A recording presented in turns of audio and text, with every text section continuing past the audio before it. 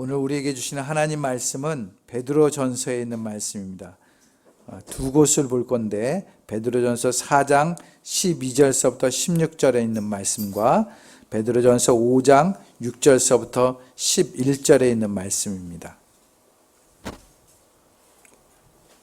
먼저 베드로전서 4장 12절서부터 14절에 있는 말씀 같이 함께 봉독합니다.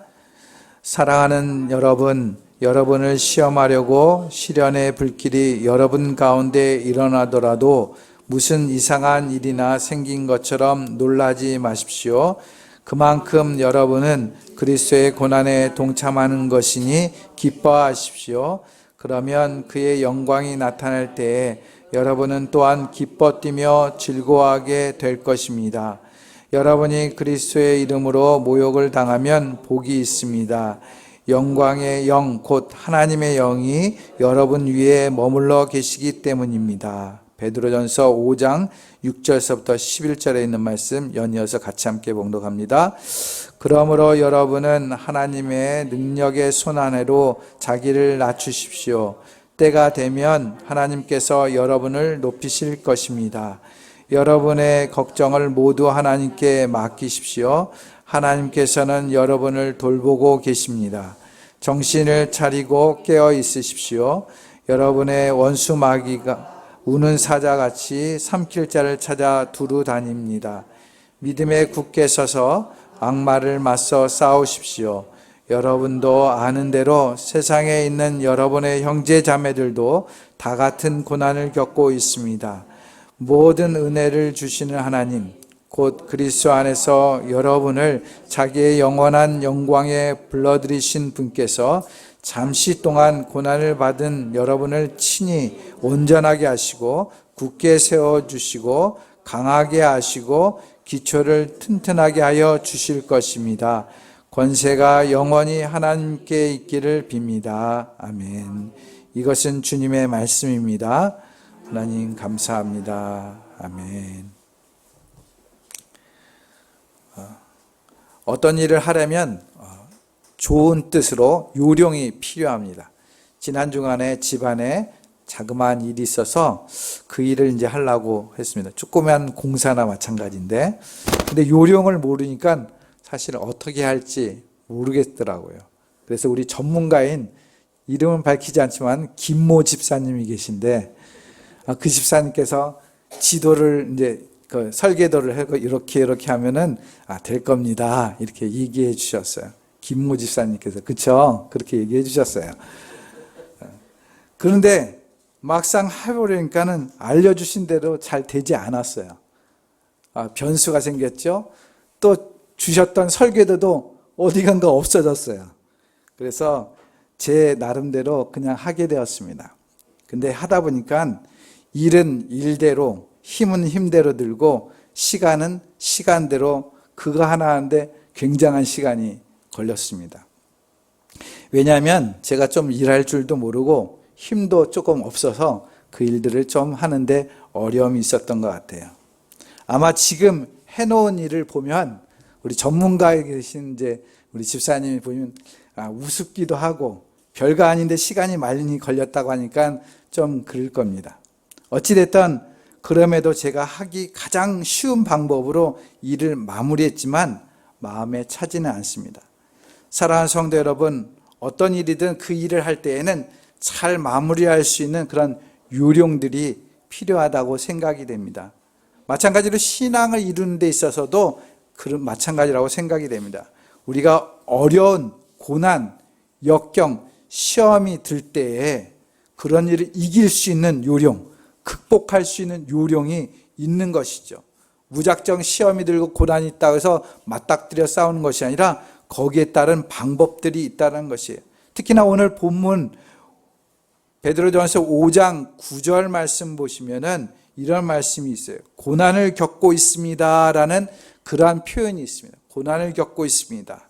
이 말씀은 우리에게 좋은 지침을 준다라고 생각이 됩니다.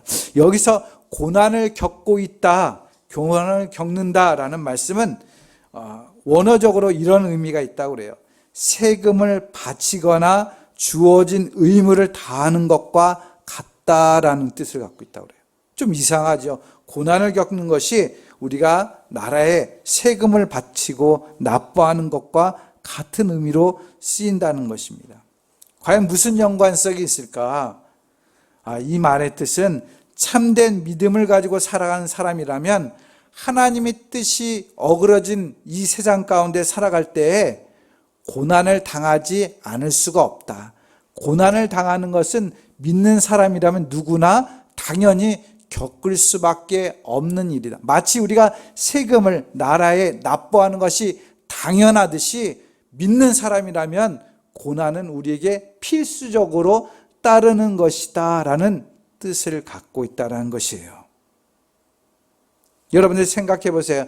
고난은 어쩌다가 오는 것이 아니라 나에게 예수를 믿는 사람들에게 당연히 온다라는 것을 생각해 보시기 바랍니다. 그래서 지금 내가 당하는 고난은 나한테만 왜 이런 고난이 와? 이런 생각을 하기보다는 고난이 올 수도 있구나. 당연히 오는 거구나.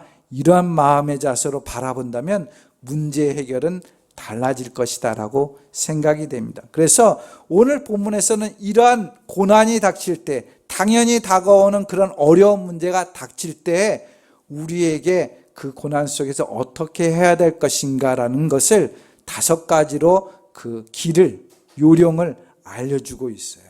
우리가 짧게나마 그 5가지를 한번 생각해 보고자 합니다. 첫 번째는 제일 먼저 나오는 말이 뭐냐면 고난을 당할 때 놀라지 마십시오 라고 말씀하고 있어요. 뭐라고 말한다고요? 네, 오늘 본문 4장 12절 말씀 같이 함께 다시 한번 읽겠습니다. 시작.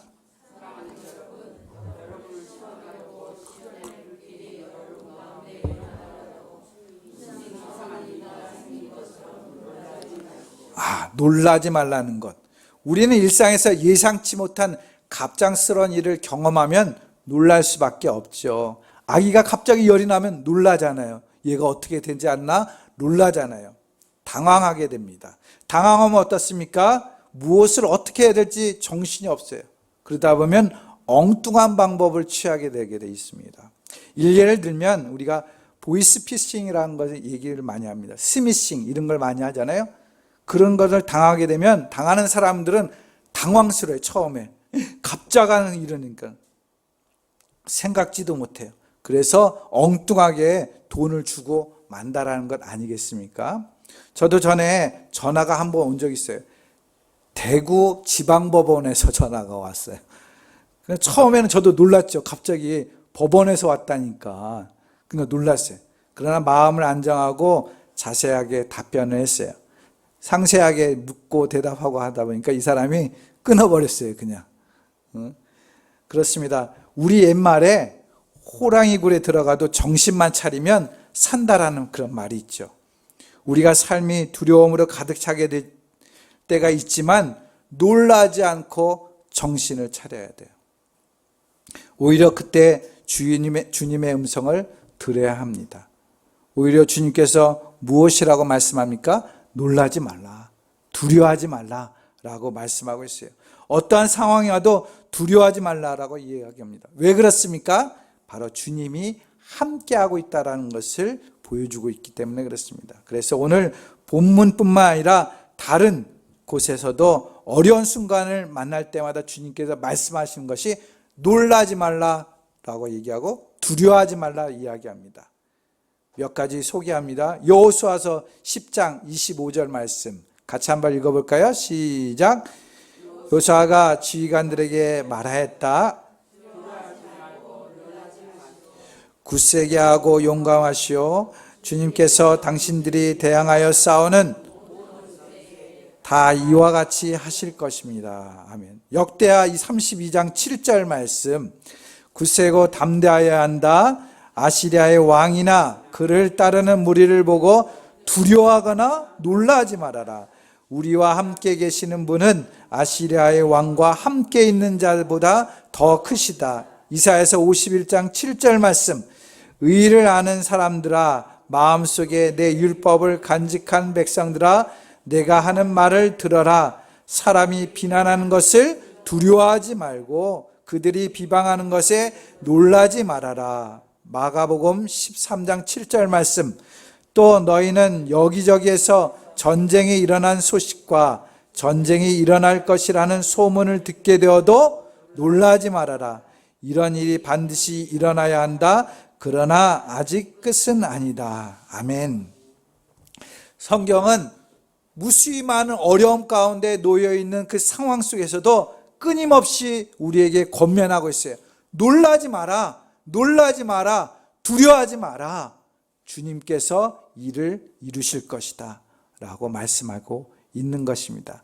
지금 상황, 어떠한 상황인지 잘 알 수 없지만 여러분들 삶 가운데 걱정되고 염려되고 놀랍고 어떻게 해야 될지 모르는 그 당황스러운 일이 있다면 놀라지 마십시오.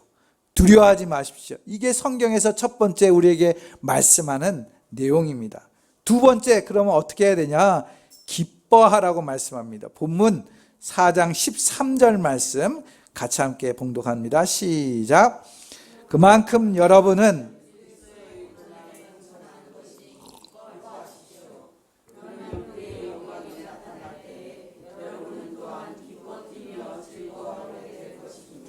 아멘. 예수님을 믿는 이유 때문에 우리는 당하지 않아도 되는 고난을 당할 때가 있어요. 예를 든다면 코로나19로 인해서 교회가 세상 사람들에게 지탄받을 때가 있어요. 물론 잘못했을 때는 당연히 지탄받을 수 있죠.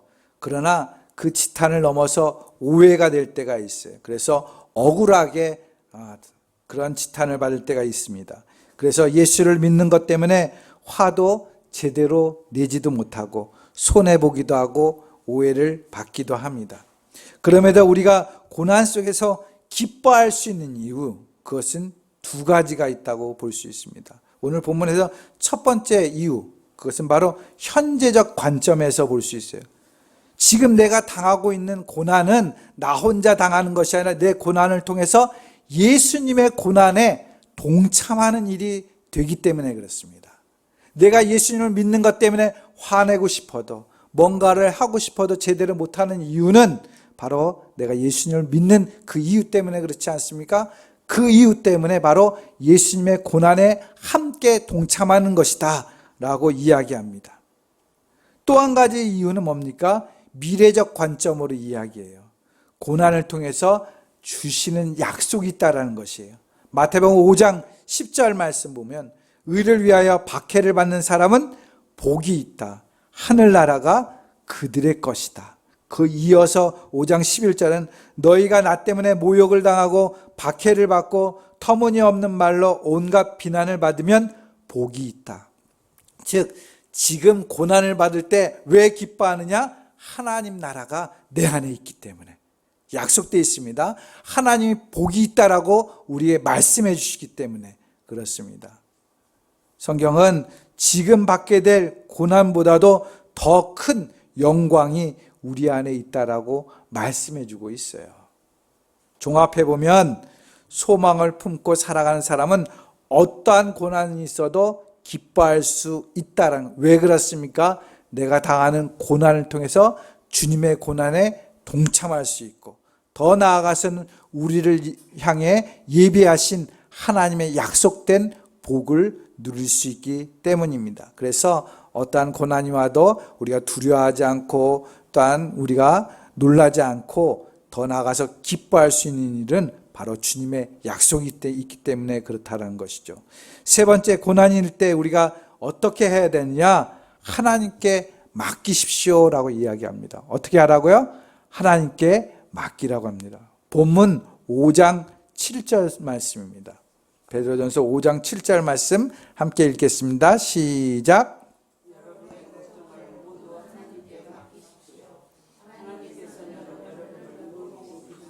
아멘.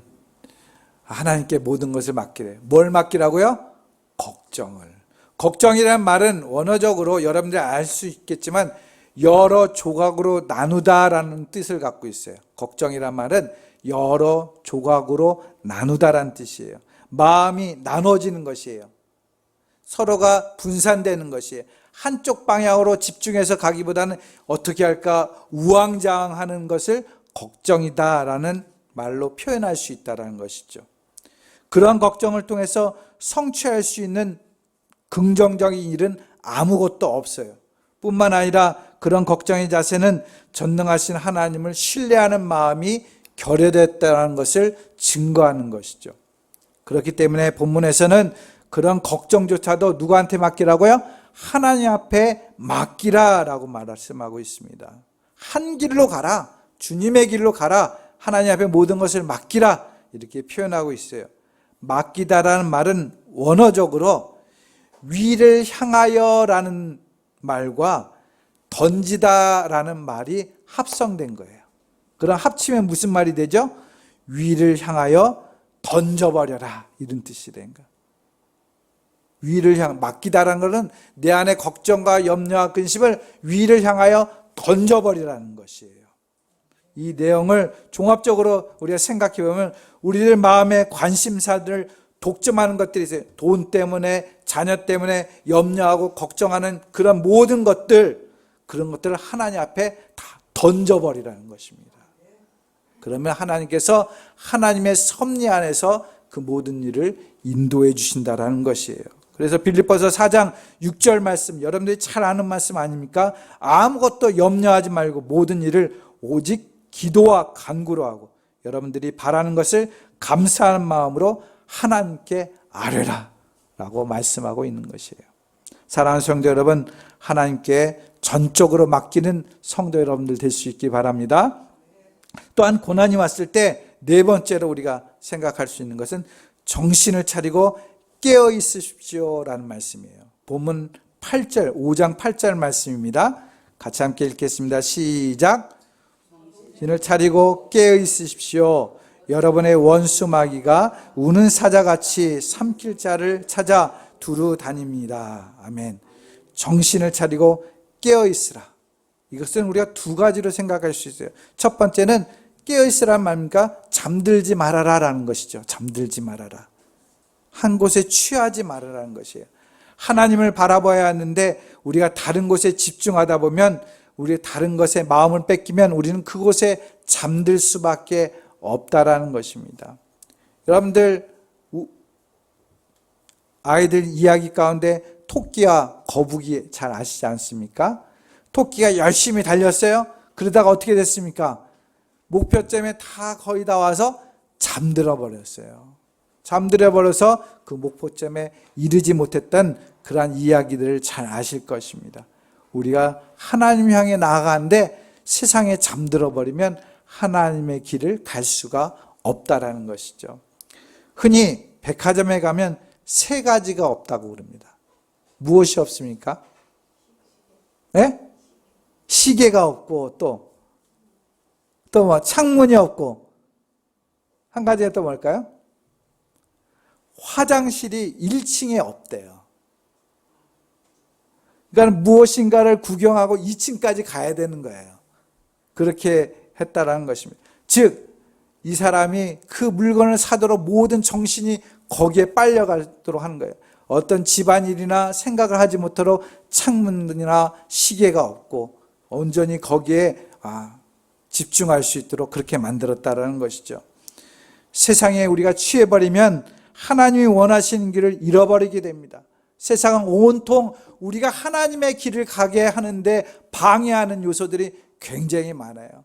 그러한 고난의 길이 많아요. 염려들이 많아요. 걱정들이 많아요. 그렇게 되면 우리는 마지막 때에 멸망의 길로 갈 수밖에 없습니다. 늘 악마는 사람들을 찾고 있다고 그래요. 우리를 세상적으로 빠져들게 하기 위해서 늘 우는 사자와 같이 찾아다니고 있는 것이에요. 우리가 정신을 차리지 않고 있으면 이 사자에 잡아먹히게 되는 것이죠. 우리가 잠들면 안 되는 것입니다. 늘 깨어 있어야 됩니다. 그래서 또 한 가지 깨어 있어라라는 단어에는 무슨 내용이 내포되어 있냐면 거기에 따라오는 기도하라는 뜻이 달려 있어요. 기도하라. 성경에서 깨어 있어라 이 말만 있어도 그 안에 내포된 내용은 뭐라고요? 기도하라는 내용이 같이 포함되어 있는 것이에요. 그래서 정신을 차리는 방법이 뭐냐? 기도하는 일입니다. 세상에서 우리가 정신 차리고 하나님을 향해 갈 수 있는 것, 기도하는 일이에요. 하나님께 늘 기도하는 사람은 정신을 잃을 수가 없는 것입니다. 늘 주님과 동행할 수밖에 없는 것이에요. 사랑하는 성도 여러분, 늘 정신을 차리고 깨어있기를 바랍니다. 세상에 내 마음과 내 생각을 빼앗기지 않고 늘 주님 앞에 기도함으로 하나님의 길을 온전히 행하는 저와 여러분들 될 수 있기를 바랍니다. 마지막으로 5번째는 악마를 맞서 싸우십시오라고 했어요. 본문 5장 9절 말씀 같이 함께 읽겠습니다. 시작. 악마를 맞서 싸우십시오. 여러분도 아는 대로 세상에 있는 여러분의 형제 자매들도 다 같은 고난을 겪고 있습니다. 아멘. 앞에서 소개해드린 4가지 있잖아요. 4가지. 4가지는 어떠한 면으로 보면은 내면적인 것, 의존적인 것, 방어적인 태도를 갖고 있어요. 그러나 오늘 지금 말씀드린 마지막 거는 적극적이면서도 도전적인 것이에요. 공격적인 태도를 갖고 있습니다. 그렇다면 우리가 악마와 싸우기 위해서는 어떻게 해야 됩니까? 악마와 싸우기는 어떻게 해야 될까요? 내 영혼이 잘됨과 같이 범사가 잘 되고 강건해야 됩니다. 내가 건강해야 돼요. 감염병과 싸워서 이기려면 내가 건강해야 되지 않습니까? 약하면 치사율이 높아지는 것처럼 내가 건강해야 돼요. 그렇다면 우리는 건강하려면 어떻게 해야 됩니까? 하나님의 말씀을 언제나 가까이 해야 되는 거죠. 왜? 하나님의 말씀은 내 영혼의 양식이기 때문에 그렇습니다. 그리고 또한 말씀은 흔히 우리는 뭐라 합니까? 성령의 검이다라는 표현을 쓰고 있어요.